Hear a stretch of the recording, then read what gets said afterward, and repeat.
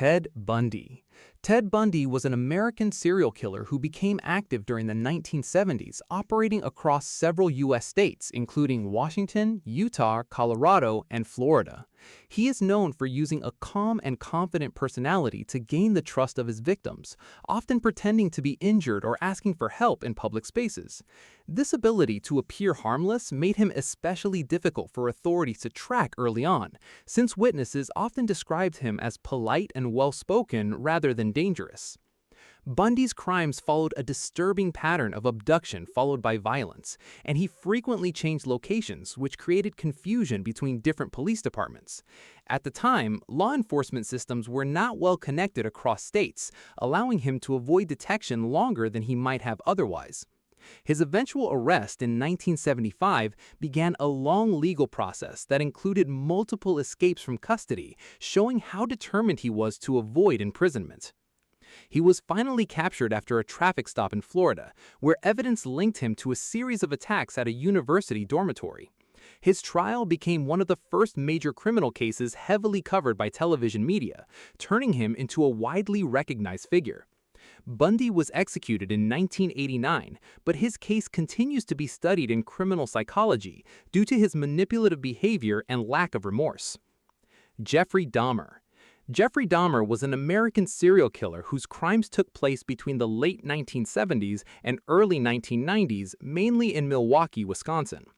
Unlike many serial killers who operated across wide regions, Dahmer's crimes were concentrated in his apartment, which allowed him to maintain an outwardly quiet and unremarkable lifestyle. He targeted young men who he often met in public places before bringing them back to his home. Over time, his actions escalated in severity, and he attempted to control or preserve aspects of his victims, which made his case one of the most disturbing in modern criminal history.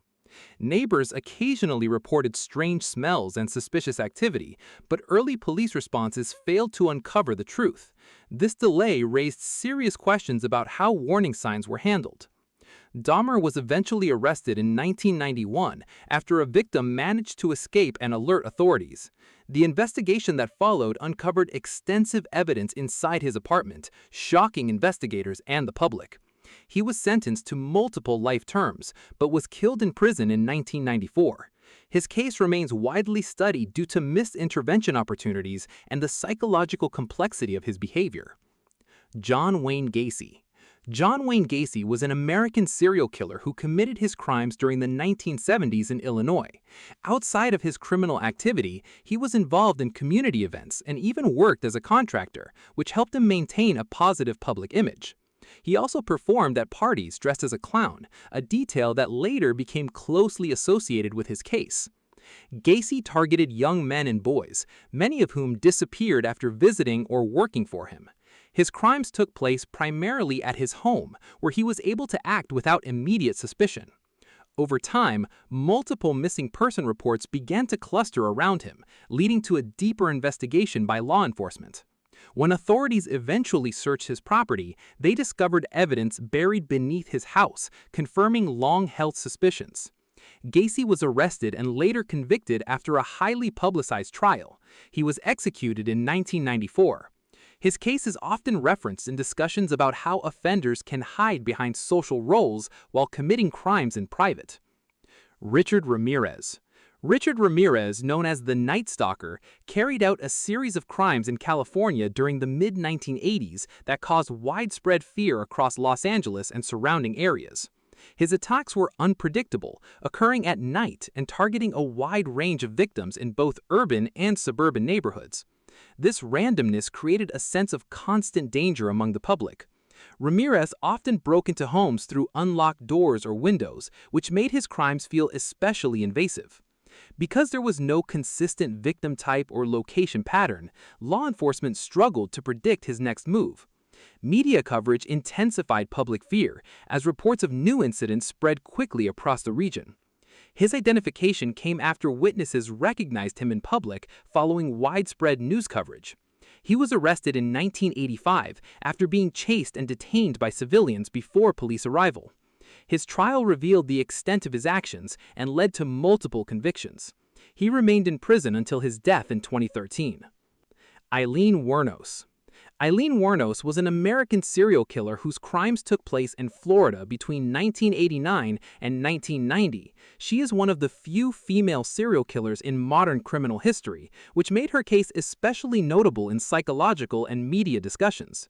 Her victims were primarily men she encountered while working along highways.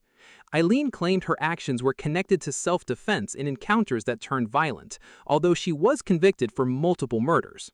Her case drew attention because it challenged common patterns seen in serial offenses, where offenders are typically male and operate under different behavioral profiles. She was arrested in 1991 after forensic evidence linked her to several crime scenes. During her trial, her personal history of instability and trauma was heavily discussed, though it did not change the outcome of her conviction. Wuornos was executed in 2002, and her life story has since been widely analyzed in studies of criminal behavior and media representation.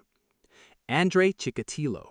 Andrei Chikatilo was a Soviet serial killer active between the 1970s and 1990s, operating across different regions of the Soviet Union. His crimes went undetected for years due to limited communication between law enforcement agencies and the challenges of investigating across vast rural areas. He targeted vulnerable individuals, and the investigation was complicated by misidentifications and wrongful arrests during the early stages of the case. This led to significant delays in identifying the true perpetrator, allowing the crimes to continue over a long period of time. Andrei was eventually arrested after a major investigation that used psychological profiling and surveillance techniques. His trial became one of the most widely publicized in Soviet history. He was convicted and executed in 1994. His case is often referenced in discussions about how systemic failures can allow criminal activity to continue unchecked for years.